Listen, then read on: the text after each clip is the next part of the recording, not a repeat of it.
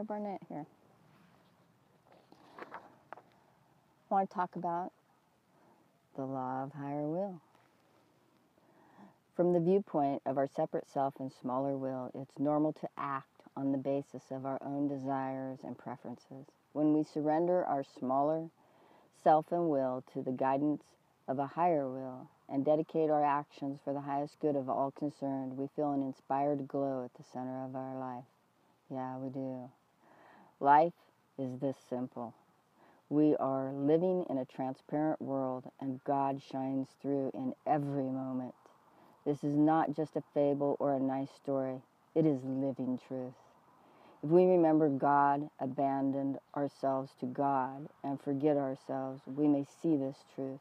God manifests everywhere in everything. We cannot be without God. It's simple. It's impossible. It's simply impossible. The law of higher will especially serves those of us who have mistaken our opinions or beliefs for ultimate truth and who have imposed those beliefs on others, forgetting that others have their own paths to follow, not ours. The same law also benefits those who tend to sabotage ourselves, who secretly doubt our own goodness or intentions, and who need a way to connect our life to a sense of deeper meaning. The law of higher will also generates a sense of connection for those of us who feel cut off and alone and find ourselves struggling against other egos for recognition or for the good life. Saying and feeling, "Thy will be done," is one way of applying the law of higher will. Applying this law does not, however, require belief in an external God, nor is it attached to any particular religious dogma. To apply it in our life, we have only to ask internally, if a wise, loving, compassionate, altruistic, all-knowing spirit within me were guiding me now, what would I do in this situation? The law functions because such a spirit does work through us. We only have to contact it by calling upon a part of ourselves, and then we know what to do. When we act in the name of, or as a servant of, the highest and the best that's within us.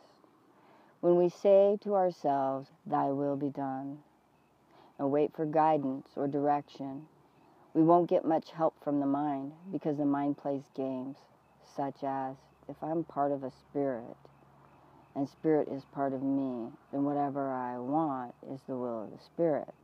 This statement has some ultimate validity, but our ego, with its free will, tends to place itself on a throne and to do what it wants without considering the good of whole, like a cancer cell that reproduces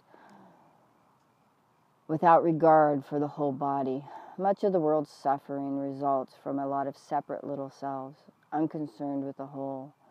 The ego, or separate self, can turn toward or away from higher principles to learn whatever lessons it needs.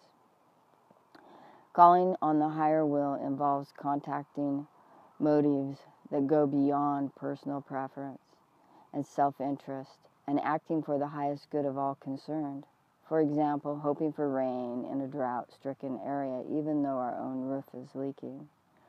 Most of us normally cherish hopes in line with our personal desires, wanting what's good for our smaller self. So we ask, what are my preferences, my desires, my direction in life? Or we expand our personal identity to embrace our family, our team, our community, itself an expansive act of connection, but one that still creates an inner circle of us and an outer circle of them. When we work with the will of the small self, we're limited. We may get results, but if we fall alone. When we work in line with our sense of the higher will of spirit, greater inspiration and energy become available to us. Yeah. A woman named Mildred once came to an important turning point while walking in the woods at night. I felt complete willingness, she said, without my reservations to give my life, to dedicate my life to service. I began to give what I could instead of to get what I could. My life became more meaningful. I attained the great blessing of good health. I haven't had a cold or a headache since. She went on to say, if your life is in harmony with your part in the life pattern, and if you are obedient to the laws which govern the universe, then your life is full. Mildred changed her name to Peace Pilgrim and went on to walk across every one of the United States and across every province in Canada, expressing her ideas of world peace, peace between individuals and inner peace. She lived as an inspiring example of integrity and the law of higher will. When we turn to a higher will for direction, we feel expanded, uplifted, and connected to a larger cause. Our lives take on a deeper and higher meaning. When we align ourselves with this inner sense of higher will, dedicating everything we say or do for the highest good of all concerned, energies of compassion, love, and light flow into our daily life.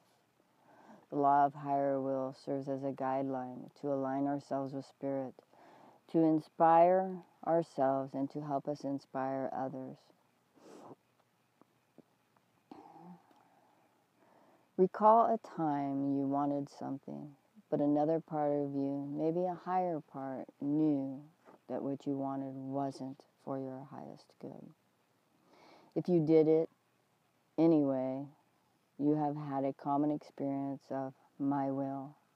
If you followed the higher or deeper instinct, you have experienced a connection to higher will.